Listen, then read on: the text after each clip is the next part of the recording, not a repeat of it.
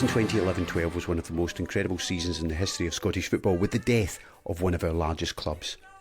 The 10 seasons that followed were an amazing 10 years in the history of Celtic Football Club, with 4 consecutive trebles, one of which was an invincible treble. And it all ended with a worldwide pandemic that resulted in a worldwide lockdown. This is the fan story and the fans' recollection of those incredible seasons. You can listen to it every week if you're a paid subscriber to theceltiCunderground.substack.com. We hope you enjoy.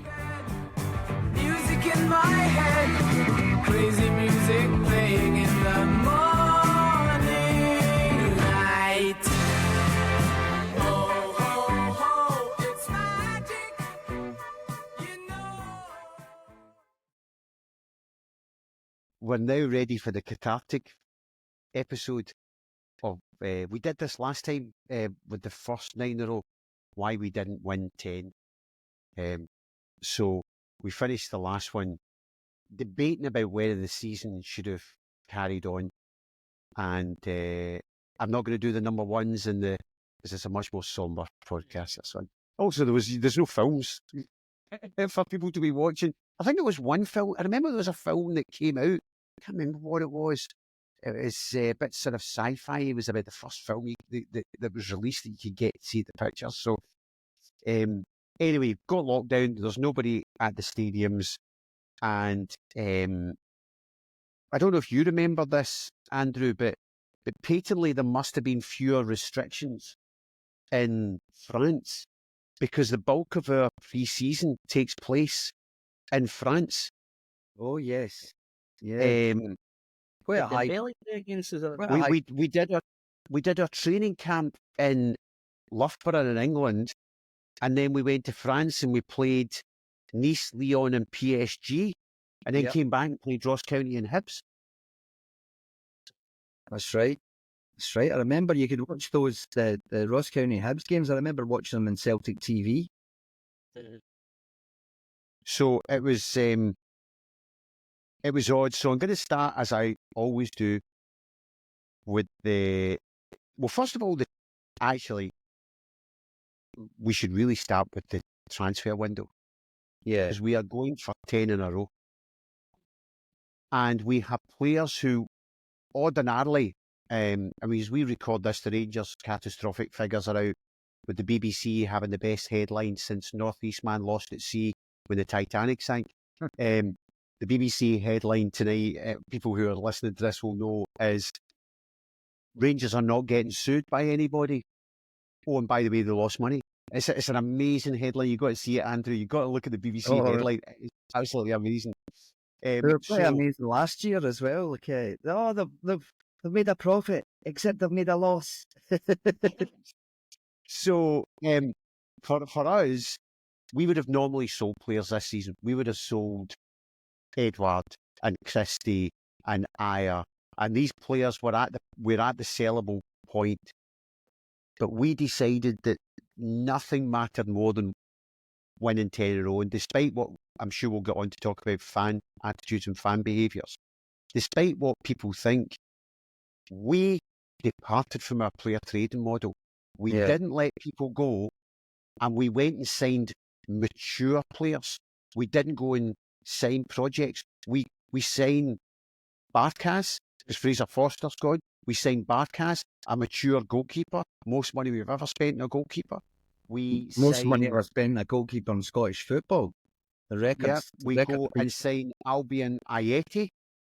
He was only 23 or something, mind you. That's about 22, 23. I mean, he was established in the English Premiership. Yeah, established international, and we signed Duffy as well. So we don't let people. We just ditch the player trading model. It is clear we are going for 10 in a row here.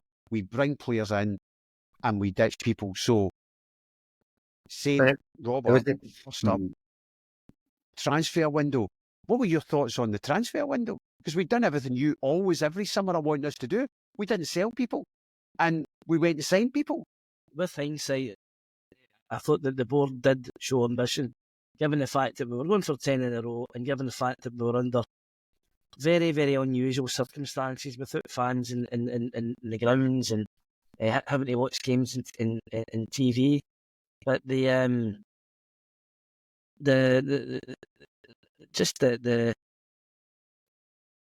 I remember when we did the original 9 in a row for the site, and then we were talking just before going for the 10, and you said to me, well, you said to the other guys, Robert was in as well, that you said to me, so what's your forecast?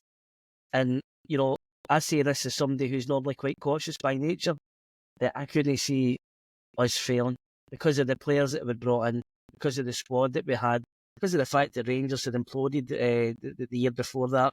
They were under huge pressure.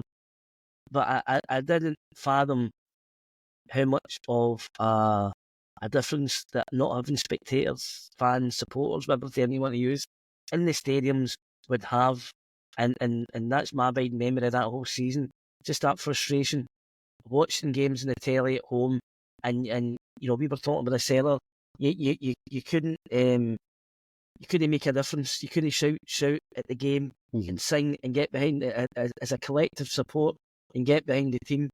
And without that, I thought we were pretty rudderless. Robert? I think, you know, with the previous season having been curtailed, and there was 3 players that had been reasonably good servants to us that were allowed to leave. Craig Gordon was one of them. So Scott Bain was retained. I think there was a lot of anticipation that Fraser Forster could be got again for another 1-year loan. But I think his position within the Southampton hierarchy changed. I don't know whether it was Angus Gunn or McCarthy or one of these guys was sold and he moved up position. But the inability to get Fraser Forster combined with allowing Craig Gordon to leave turned out to be a fatal mistake, given what Barkas produced after his arrival. Jozo Siminovic was also allowed to leave, a player with a history of injuries, but also a history of committed performances. And if you benchmark what Jozo had been doing for us against what Shane Duffy came in and did for us, then that was another net loss to us. So, we had we went backwards in the goalkeeping department compared to the previous season, and we probably went backwards, in terms of one of the centre-backs. Johnny Hayes was the other player that was allowed to leave, and, we then went out quite late in the window and signed Diogo Laxalt on loan from Milan. I didn't think much of him. He was a Uruguayan international, saw him play in the World Cup in Russia. So I think there wasn't a lot wrong with us on the 7th of March when we beat St Mirren 5-0. And as Andrew said in the last episode, some of the intricate play between Griffiths, Edouard, Rogic, backed up by Christy McGregor, Forrest, Elyounoussi, was fantastic. So that curtailed season, had we completed that season, would have been one of the high-scoring seasons in our history. It was a high-scoring season ever in Europe. 34 goals in Europe, more than the Seville season. So there wasn't a lot wrong, but then we didn't play a game. We didn't play a competitive game for 5 months until we started the league against Hamilton Accies. And I think the other sort of transfers, other than the ones we've talked about, David Turnbull was finally signed belatedly. A good signing, but he didn't immediately go into the team. And, I'm sure there's others that, we kind of picked up. The transfer window was extended, I think, into early October to allow, there was a feeling that because of COVID, maybe we needed bigger squads. I think the number of substitutes changed. Yeah, that's right. You know, just trying to protect the players, I suppose. So it was, you know, and I think the first sign of trouble was when Lee Griffiths turns up seriously overweight for pre-season. I cannot remember how much notice that we got from the government that we were going to be allowed to play football again. So we know that French tour was kind of mid to late July. Yep. The Hammock Mackies game, I think, was 2nd of August. But I can't remember when, you know, the fixtures came out and when it became apparent that there was going to be a season of football, albeit, you know, behind closed doors. I think Do it was. you remember, Andrew? Yeah, I What think it were was. your thoughts on the transfer window? I think it was about a month before, but I'll tell you my thoughts on the transfer window. I'll tell you where it all went wrong. Ivan Toney's in the building. They want 9, Celtic are willing to pay 7. See if they'd have just gone that 2 million more, it might all have been different. Even with the flaws, even with Barkas, just had his mind was pickled. His brain became pickled. Duffy likewise, with, you know, coping with his father, losing his father, and difficult situations personally. And because Lennon used to talk about it often to us, he said it was hellish for these guys. And then Ange Postecoglou the following season said I had exactly the same, because he'd gone from being a title winner to finishing, I think they finished 8th or something like that at Yokohama. He brought in all these players, not realising that it was really hard for anybody to move to a new club in that environment when you're at home for, it's like you've got 1 hour outside, or you might see. He said they couldn't build any relationships, any of the new players, because it was like you train, you make sure even when you're off the training pitch, you're not too close to people, and you know you've got your distance and all these things. So you never get to know anybody. It's like you're living in isolation, almost 24 hours a day, and you're miles away from home, and you're somewhere where you're not seen. Like players come in and they always talk about, oh, I love Glasgow and all that. None of them they couldn't do any of that. Didn't have any of the normal like elements that help assimilate. Other players taking them out for dinner or lunch or like, which happened with, you know, subsequent years with Hart and everything, and Juranovic and all that stuff that we saw. But they didn't have any of that. And it was, and also bizarrely, as you say, deviating from the model. I mean, we had Christie on the Celtic Underground saying it was the £11 million when he went to speak to Nice, and he thought Celtic would let him go, and he quite fancied the idea to try and wrench football, but Celtic said no. So they turned down 11 million from him. Ayer was clearly unsettled. He was desperate to go. And that was we'll come on to it, one of the great fringe-worthy outbursts from Lennon, you know, after, like another European failure.